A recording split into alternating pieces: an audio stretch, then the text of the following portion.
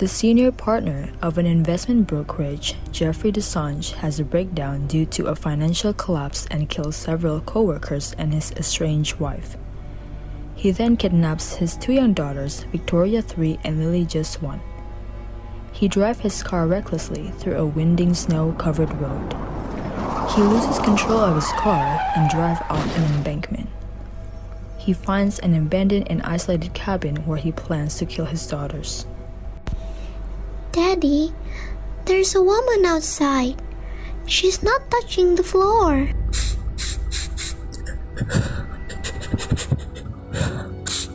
Why are you crying? Because I'm sad, honey. Why are you sad? You know, Mom and Dad, they tried real hard, but sometimes they just mess things up. Why are you taking off my glasses? You know Daddy loves you, right? I can't see. Why are you holding a gun? Look, honey, a deer out of the window. His daughters turns around and look out the window, while Jeff behind her back pointing the gun to Victoria. But then, a black shadow appeared from the house ceiling and took Jeff away. Then he is gone.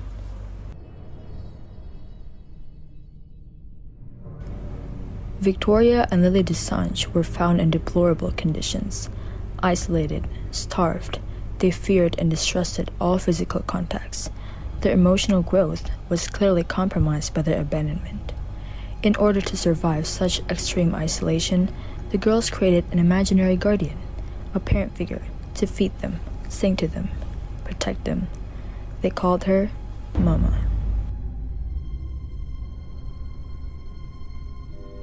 They found them. You're kidding me? They found the girls. Alive. Lucas and Annabelle meet Victoria and Lily right after they know his niece is found. Lucas tries to communicate with them, but Lily is just hiding under the bed. Dr. Gerald, as a person who observed Victoria and Lily, has warned Lucas in advance that Victoria's and Lily's behavior is unusual.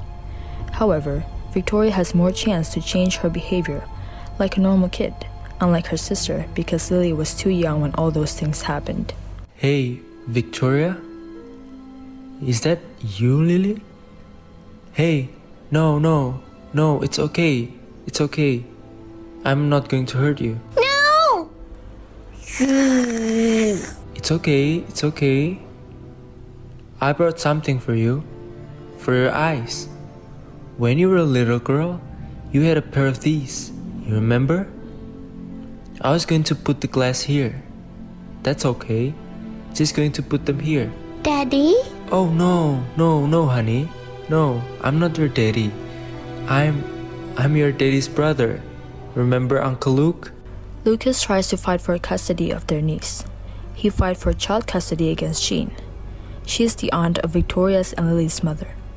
But from the wealthiness, Lucas absolutely lost against Jean. But Dr. Gerald gave him the opinion to move to a house that was provided by the Institute, used for case studies, and gave Dr. Gerald access to continue research Victoria's and Lily's case. If Lucas chose that, then Lucas would get custody for Victoria and Lily. And finally, Lucas chose that. Okay, Victoria. Are you nice and relaxed? Are you feeling sleepy? I want you to tell me the story again. Can you tell me the story? It was a long time ago. A lady ran away from the hospital for sad people. She took her baby. She jumped into the water. How could you know that story, Victoria? Did Mama tell you that story? She showed me How? in a dream. There are no police reports between 2008 and 2012 that match the patient's story. And doctor, there are no psychiatric hospitals anywhere near Clifton Forge. Where would the closest one be? Falls Church, 200 miles from here. Now, this logbook contains records from St. Gertrude's Asylum up by Douda Lake that's 5 miles north from here. But you told me that there are no mental hospitals in the area. There are. St. Gertrude's shut down in 1878. Page 31. Patient Edith Brennan. There's no way these kids are ready for this. I know it's tough. It will get better. I promise. I don't know if I can do this. Look. Someone's here. I'll check downstairs. You look after the girls.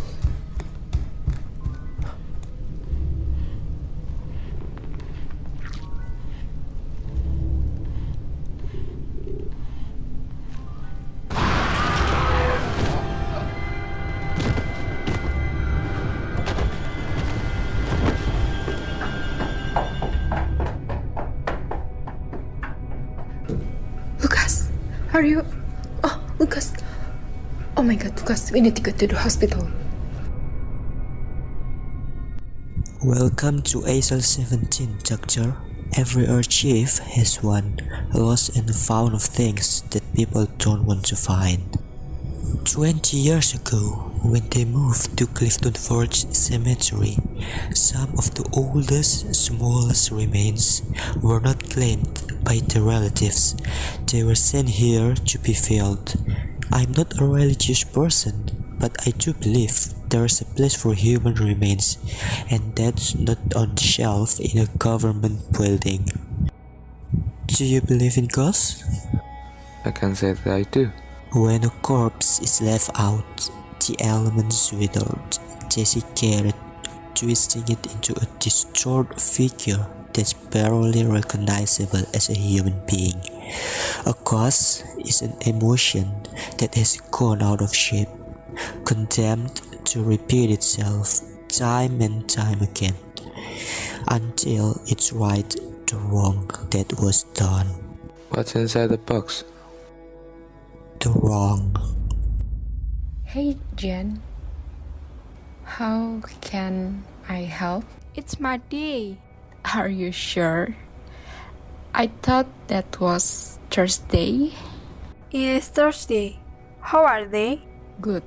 Hey, what is this? There's something in their forehead. They are wild sometimes. Kids get bruises. It's not an excuse. Let me help them. Jen, I think it's great that the girls have a relationship with their aunt. But right now, I need you to get out of my house before I force you.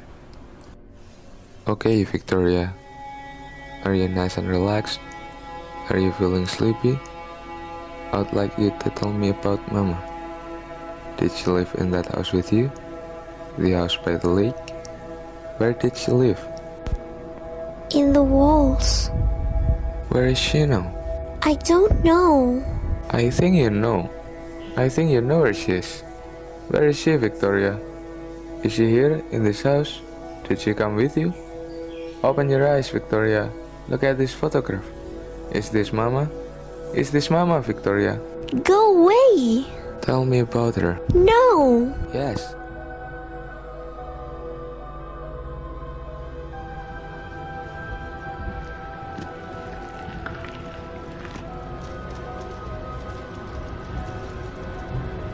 What happened? Nothing. November 3rd. The 7th session was more than revealing. I think I have found the door, a passage that connects Helvetia into this house. There is no rational explanation that supports this theory, but it is only the ability to embrace the different reality that makes science expand beyond the limits of what we know. However, extraordinary claims require extraordinary proof. I'm never this close than ever to the real subject to my research. I will come back from Clifton Forge with an answer. Dr. Gerald tries to find out the answer to his questions and arrive at Clifton Forge where Victoria and Lily were found. He entered the house and tried to take some pictures.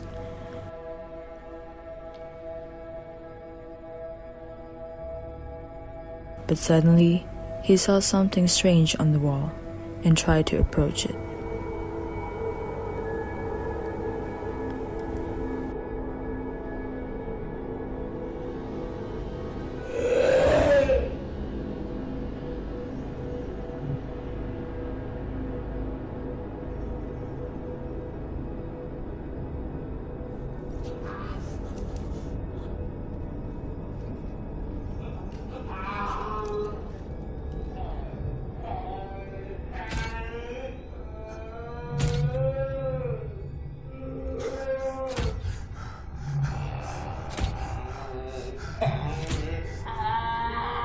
Black shadow suddenly appears to catch Dr. Gerald's.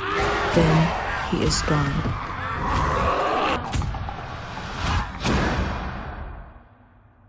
Annabelle found a tape.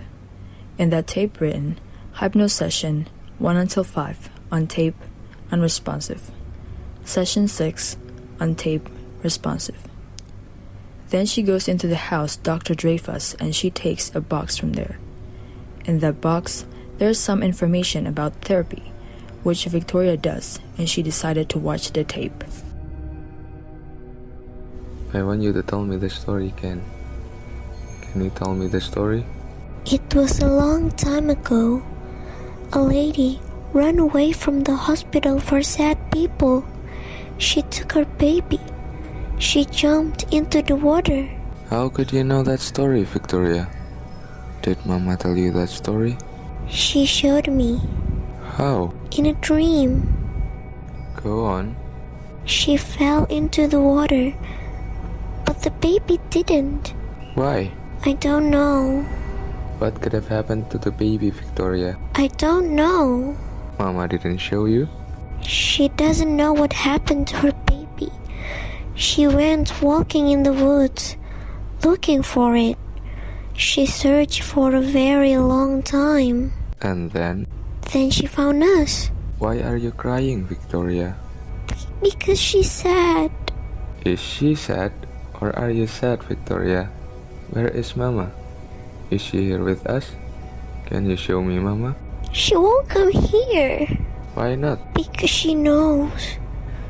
Through watching.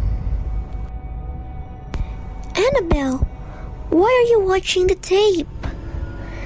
Look, Mama is watching. No, Lily. Lily, don't look at her. She's mad. Go up. Lily. Lily!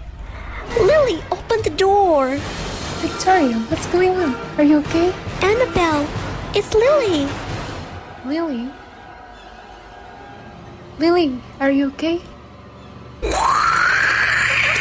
Mama, stop it! Don't touch Annabelle. Leave her alone. You promise.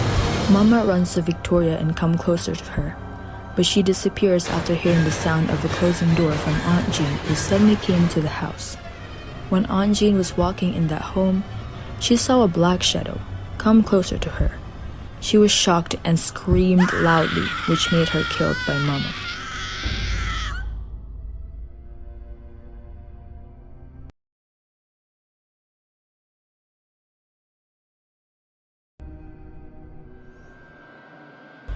When Annabelle got up, she was aware that Victoria and Lily disappeared and they had nothing. Annabelle quickly went out to search for Victoria and Lily. She drove the car so fast and ended up meeting with Lucas on the road. What the hell are you doing here? Where are the girls? She took them. What? I saw her. She's real. What the hell's happening? She's going to kill them. We got to get to the cabin. She was here with them the whole time. Dr. DeFusis knew it. Victoria! Lily! Look, over there on a cliff. Mama. No! Lily! No! Look over here. Is this what you want? Mama. Mama.